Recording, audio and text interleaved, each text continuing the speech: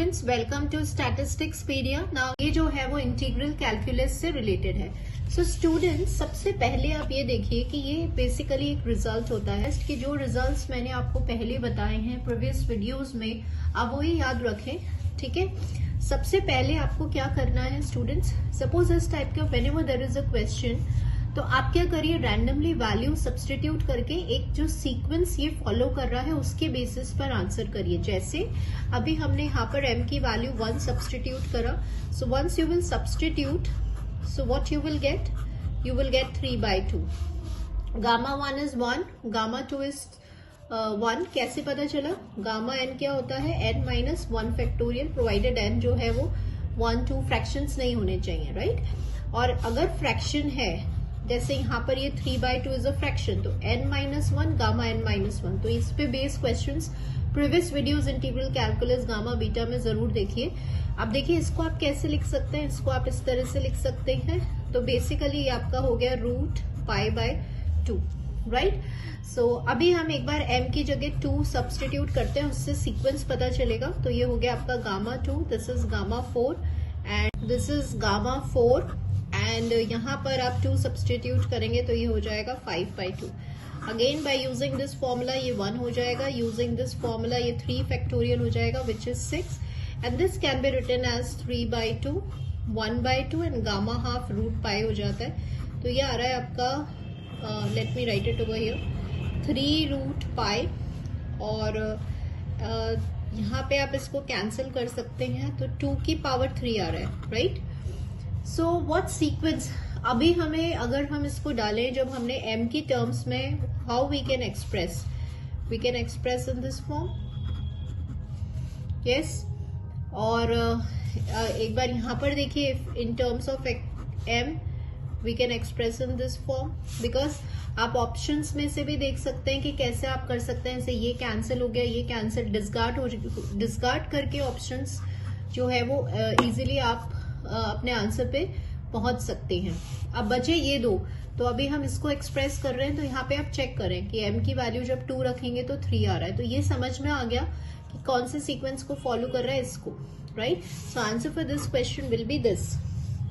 So what I here want to say, ये basically आपका एक रिजल्ट होता है गामा फंक्शन से रिलेटेड, बट इतने रिजल्ट्स याद करने की जरूरत नहीं। हम बेसिक फॉर्मूला जो हमें है आप इन्हीं को लर्न करिए, और रैंडमली वैल्यूज डाल के हमने एक सीक्वेंस जो है वो फॉलो कर लिया। अगर ये सीक्वेंस हमें क्लिक नहीं कर रहा है तो ऑप्शंस हमारे पास हैं, जो ऑप्शंस नहीं आ रहे उसको डिस्कार्ड करिए और रिमेनिंग ऑप्शंस की हेल्प से सीक्वेंस को फॉलो करिए, then you will able to reach the answer very quickly.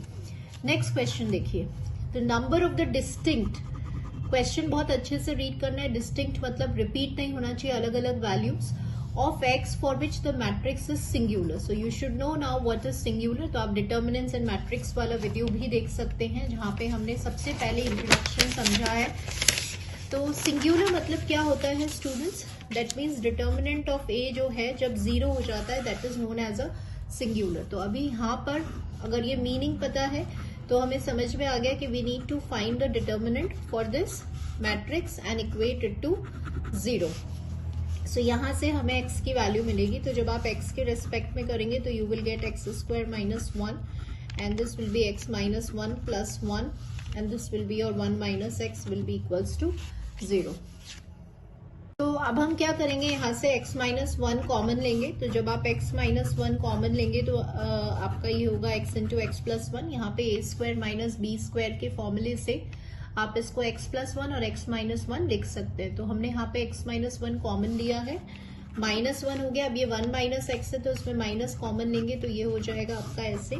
तो x - 1 x² + x - 2 will be equals to 0 and once you will factorize this, so you will get this। तो x की आपको value मिल रही है 1 1 and 2।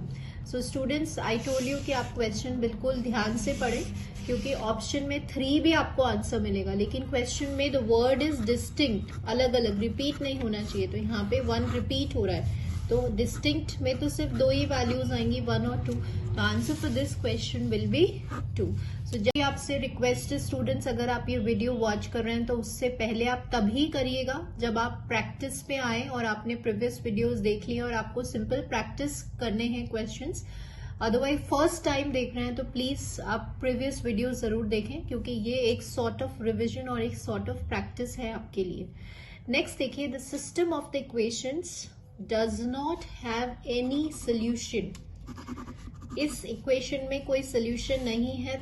अगर ऐसा है तो सी की वैल्यू बतानी है।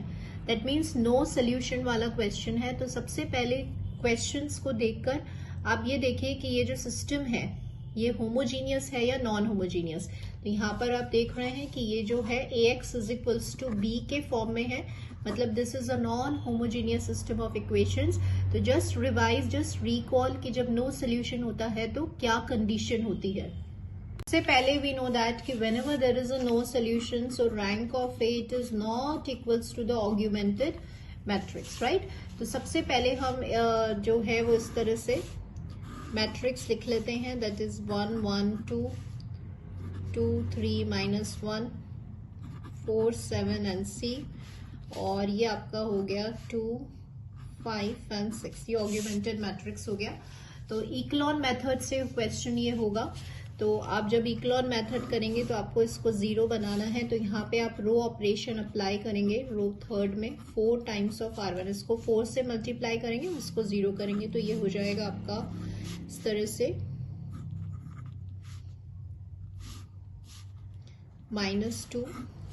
अब यहाँ पे रो 2 को इसको आपको 0 बनाना है। नॉर्मल फॉर्म और इक्लॉन फॉर्म कर रहे हैं, तो 0 बनाने के लिए इसको 2 से मल्टीप्लाई करेंगे। तो R2 में जो ऑपरेशन लगा रहे हैं वो ये है, तो ये 0 हो जाएगा। This will B 1 and this will be your -5 and this is -1 1 2 2 and this, right. अभी आपने इसको 0 बना दिया है। अब आप यहाँ पे क्या कर सकते हैं, तो अभी हम यहाँ पे इसके इस सेकेंड एलिमेंट को पे ऑपरेशन लगाएंगे। तो कैसे लगाओगे, रो 3 में row 3 -3 times of row 2। I will tell you the reason. तो आपने इसको 3 से मल्टीप्लाई किया तो ये 0 हो गया। ये 3 से मल्टीप्लाई करेंगे तो ये हो जाएगा आपका C -8 +15, राइट। तो C +7 आ रहा है। इसको 3 से मल्टीप्लाई करेंगे और माइनस करेंगे तो ये 1 हो जाएगा।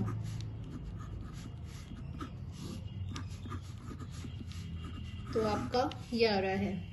सो नाउ स्टूडेंट्स, आपने इसको रिड्यूस, आप देखिए क्या है कि रैंक ऑफ ए और रैंक ऑफ ऑग्यूमेंटेड मैट्रिक्स जब इक्वल नहीं होगी तभी सोल्यूशन नो सोल्यूशन है। अब यहाँ नो सोल्यूशन क्यों बोल रहे हैं, क्योंकि क्वेश्चन में दिया हुआ है कि इस इक्वेशन में कोई सोल्यूशन नहीं है। तो अब आप देखिएगा कि अगर यहाँ पर ऑग्यूमेंटेड मैट्रिक्स की रैंक अगर 3 है तो ए की मैट्रिक्स 3 नहीं होनी चाहिए। तो ये आपका ए मैट्रिक्स है, कोएफिशिएंट मैट्रिक्स है। अगर यहाँ पर C की वैल्यू हम -7 पुट करते हैं तो आपका ये वाला 0 हो जाएगा और नंबर ऑफ नॉन जीरो रोज 2 हो जाएगी और इसकी रैंक क्या हो जाएगी, 2 हो जाएगी, और ये इक्वल नहीं होंगे। समझने की कोशिश करिएगा, ये दोनों रैंक्स इक्वल नहीं होने चाहिए। तो यहाँ पर आपने इस ऑग्यूमेंटेड मैट्रिक्स का अभी रैंक क्या है, 3 है, राइट, क्योंकि ये आपका 0 नहीं आ रहा, दैट्स वाई। तो आपका ये जो मैट्रिक्स है वो ए मैट्रिक्स है। अगर C की वैल्यू आपको क्वेश्चन में बतानी है तो C की वैल्यू अगर -7 होती है तो ये 0 हो जाएगा, और अगर ये 0 हो गया तो रैंक ऑफ ए क्या हो जाएगा, 2 हो जाएगा। तो ये वाली कंडीशन आपकी सेटिस्फाई हो जाएगी। तो आपसे बोला जा रहा है कि इस इक्वेशन में नो सोल्यूशन किस वैल्यू, C के किस वैल्यू पे ट्रू होगा।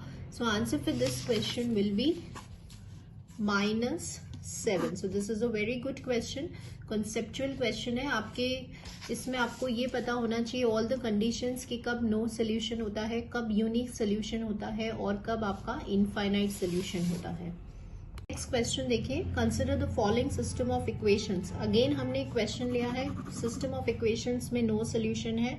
यहाँ पे आपको k की वैल्यू निकालनी है। So let's do it. अभी फिर से वही वाला लॉजिक लगाएंगे, लेकिन इस बार यहाँ पे 4 अननोन्स है। तो देखते हैं इसको कैसे सॉल्व करना है। तो ये हमने ये जो इक्वेशंस थे उसका मैट्रिक्स लिख लिया 1 1 1 1 इस तरह से 1 2 3 4 एंड सो ऑन। तो ऑग्यूमेंटेड मैट्रिक्स लिख लिया और इस तरह से।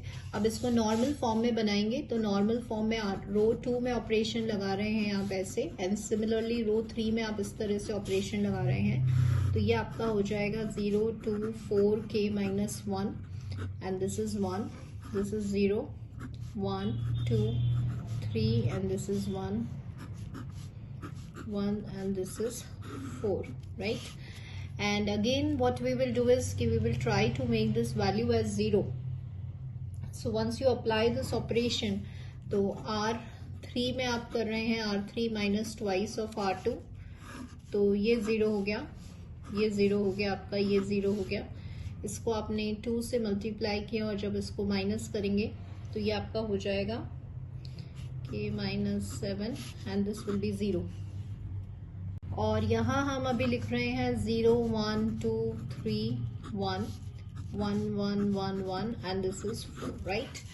अभी आप देख रहे हैं कि अगर यहाँ पर k की वैल्यू, क्योंकि जो इक्वेशन है उसमें सोल्यूशन कैसा होना चाहिए, जस्ट अ सेकेंड, यहाँ पे 0 रो 2 ओ सॉरी -1 आएगा, आई एम सॉरी, क्योंकि 2 से मल्टीप्लाई करके 1 - 2 तो -1 आ गया। अभी यहाँ पे नो सोल्यूशन कब होगा, when this rank and this rank it is not equal. तो ऑग्यूमेंटेड मैट्रिक्स की रैंक तो क्या आ रही है, 3 आ रही है, तो इसकी रैंक 3 नहीं होनी चाहिए, या तो 2 होनी चाहिए या 2 से कम होनी चाहिए। तो आप देख रहे हैं अगर k की वैल्यू हम 7 रखते हैं तो a की जो रैंक हो जाएगी वो 2 हो जाएगी, right, and this will be not equals to the augmented matrix. तो आपसे यही पूछा जा रहा है कि k की वैल्यू क्या होगी जिसमें ये एक सिस्टम ऑफ इक्वेशंस का नो सोल्यूशन है। सो k की वैल्यू क्या होनी चाहिए, 7 होनी चाहिए। सो answer for this question will B 7। So here I have taken the 2 similar questions just for your practice कि अगर 4 unknowns हैं और 3 unknowns हैं तो कैसे हम इस क्वेश्चन को सॉल्व करते हैं। देखिए नो सोल्यूशन में कोई ट्रिक नहीं होती, इक्लॉन फॉर्म हमें बनाना पड़ता है, लेकिन अगर हम यूनिक सोल्यूशन या इनफाइनाइट सोल्यूशन की बात करते हैं तो वहां पे आई टोल्ड यू कि determinant of a it is not equals to 0 में यूनिक सोल्यूशन हो जाता है, और determinant of a is equals to 0 में इनफाइनाइट सोल्यूशन के लिए हमारे पास एक शॉर्ट ट्रिक होती है। Okay, next question we have for the matrix. अब आपको मैट्रिक्स गिवन है, the system of equation has a solution, तो this is a non homogeneous equation. Solution तो इनफाइनाइट भी हो सकता है और यूनिक भी हो सकता है, ठीक है, क्योंकि देखिए एक बार रिवाइज कर लेते हैं। नॉन होमोजीनियस इक्वेशन में एक तो होता है नो सोल्यूशन, एक यूनिक सोल्यूशन, एक इनफाइनाइट सोल्यूशन। तो क्वेश्चन में बोला है कि इसमें सोल्यूशन है तो 2 ही पॉसिबिलिटीज है, या तो यूनिक सोल्यूशन होगा या इनफाइनाइट सोल्यूशन होगा। तो आपसे पूछा जा रहा है कि यहाँ पर b की क्या वैल्यू होगी कि सिस्टम ऑफ इक्वेशन में सोल्यूशन हो। तो स्टूडेंट्स देखिएगा, आइदर आपने जब होमोजीनियस इक्वेशन स्टडी किया था, मतलब जब यहाँ पे b की वैल्यू 0 था, राइट, या फिर अब जब b is not equals to 0, दोनों ही केसेस में आपके सॉल्यूशंस यूनिक भी हो सकते हैं और इनफाइनाइट भी हो सकते हैं। जैसे अभी अभी हमने रिवाइज करा determinant of a is not equals to 0 and determinant of a is equals to 0, तो उससे कोई फर्क नहीं पड़ेगा, आइदर b 0 हो या कोई भी वैल्यू अज्यूम करे, कोई भी रियल वैल्यू अज्यूम करे, both the equations they have a solution, right? So अभी तो यहाँ पर this is a conceptual question, यहाँ कोई कैलकुलेशन नहीं है। b की सारी ही वैल्यूज के लिए सिस्टम ऑफ इक्वेशंस चाहे होमोजीनियस हो या नॉन होमोजीनियस हो, they have a solution. So either 0 हो या कोई भी वैल्यू हो, so for all the real values it will have a solution. So answer for this question will be only for b। Next question देखिए, तो अभी यहाँ पे what I want to explain you कि दिस ऑल गोज कॉन्सेप्चुअली। तो अगर ये आपको टॉपिक डिफिकल्ट लग सकता है, लेकिन ये डिफिकल्ट नहीं है, क्योंकि यहाँ पे मैक्सिमम डिटर्मिनेंट ऑफ ए की ट्रिक लग रही है, या फिर इक्लॉन फॉर्म के क्वेश्चंस बनाने होते हैं और वो कॉम्प्लिकेटेड बिल्कुल भी नहीं आते हैं। तो इस क्वेश्चन में देखिए कोई कैलकुलेशन नहीं था। अगर थ्योरी या बेस पता है कि कब होमोजीनियस, कब यूनिक, कब इनफाइनाइट सोल्यूशन होता है, तो आप इस क्वेश्चन को स्किप नहीं करेंगे, छोड़ेंगे नहीं। नेक्स्ट क्वेश्चन देखिएगा, the system of the linear equations. यहाँ पे आपको ऑप्शंस दिए गए हैं और आपसे बोल रहे हैं लैम्डा और म्यू की किस वैल्यू पे no solution, infinite solution, unique solution, कौन सा ऑप्शन जो है वो करेक्ट ऑप्शन है। तो अगेन ये आपको तभी पता होगा व्हेन यू नो कि यूनिक सोल्यूशन, इनफाइनाइट सोल्यूशन में क्या इक्वेशंस, क्या कंडीशंस होल्ड करती है। तो चलिए इस क्वेश्चन को सॉल्व करते हैं। तो हम इक्लॉन मेथड से ही करेंगे, नॉर्मल मेथड से रैंक निकाल के उसी कॉन्सेप्ट से हम इनकी वैल्यू डिटरमाइन करेंगे।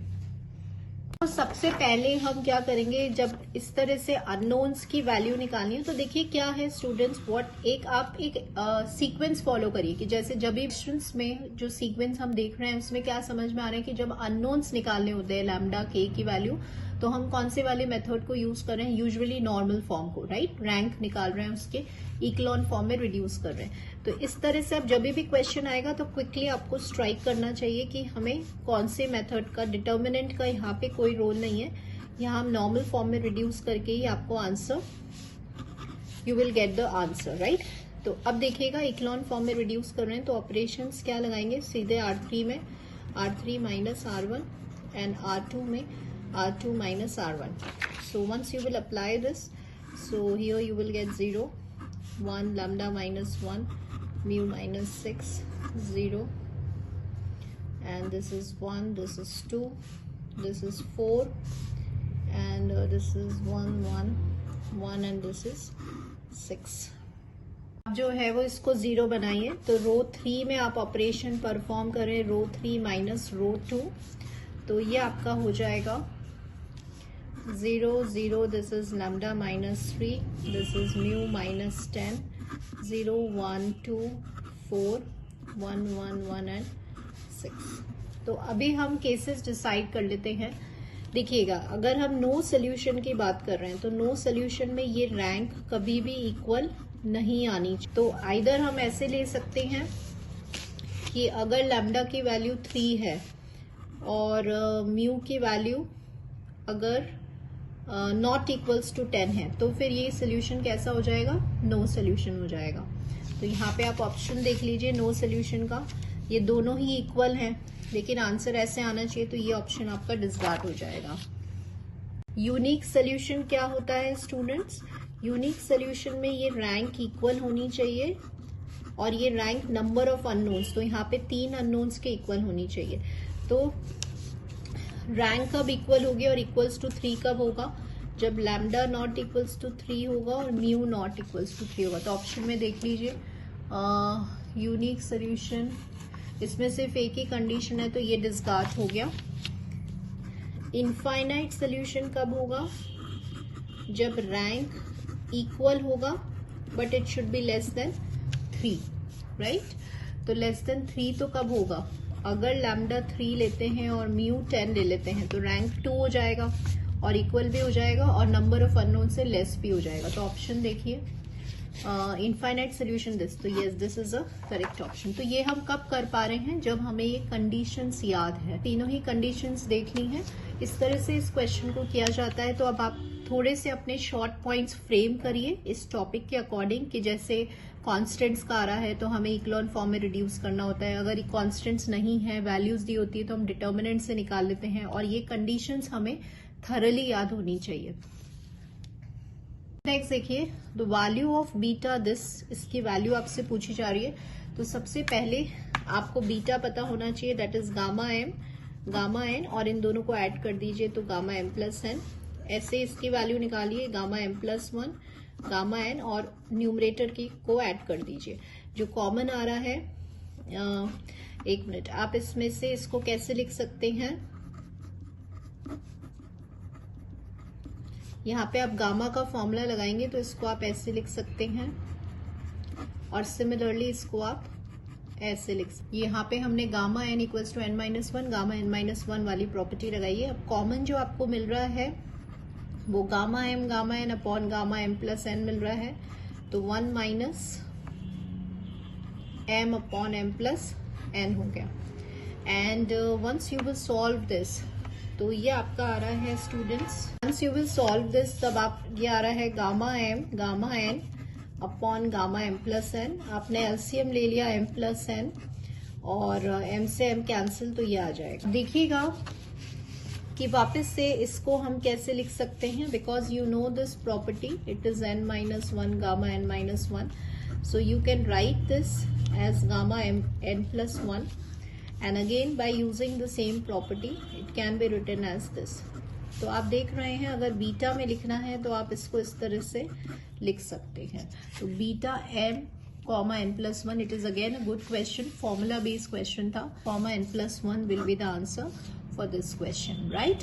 So today we have done a sort of revision for determinants and linear equations and beta and gamma functions. तो ऐसी ही वीडियोस जो है वो मैं कंटिन्यू करूंगी। अगर वीडियो पसंद आए तो लाइक जरूर कर दिया करो स्टूडेंट्स, अगर आपके लिए हेल्पफुल है तो। And thank you students for watching this video.